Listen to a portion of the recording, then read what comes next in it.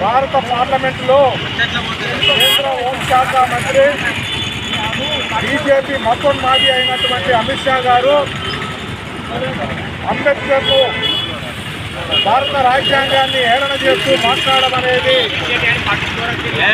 అయినటువంటి విషయం.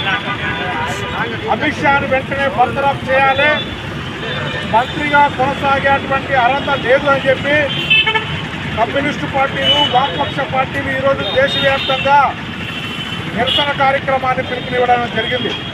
ఇందులో భాగంగా ఈరోజు మంచిర్యాల జిల్లా కేంద్రంలో కమ్యూనిస్టు పార్టీల ఆధ్వర్యంలో అమిత్ షా దిష్టిబొమ్మను దగ్ధం చేయడం అనేది జరిగింది.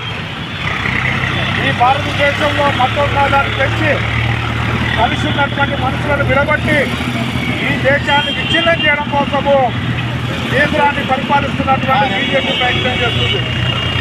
దాంట్లో భాగంగానే కావాలని చెప్పి అమిత్ షా గారు అంబేద్కర్ పైన, రాజ్యాంగం పైన హేళన చేస్తూ అవమానపరుస్తూ మాట్లాడమని జరిగింది. భారత రాజ్యాంగం పైన ప్రమాణం చేసి హోమ్ మినిస్టర్గా కొనసాగుతున్నటువంటి అమిత్ షాకు సిగ్గు లజ్జ ఉంటే వెంటనే తన పదవికి రాజీనామా చేయాలని చెప్పి సందర్భంగా డిమాండ్ చేస్తున్నాం.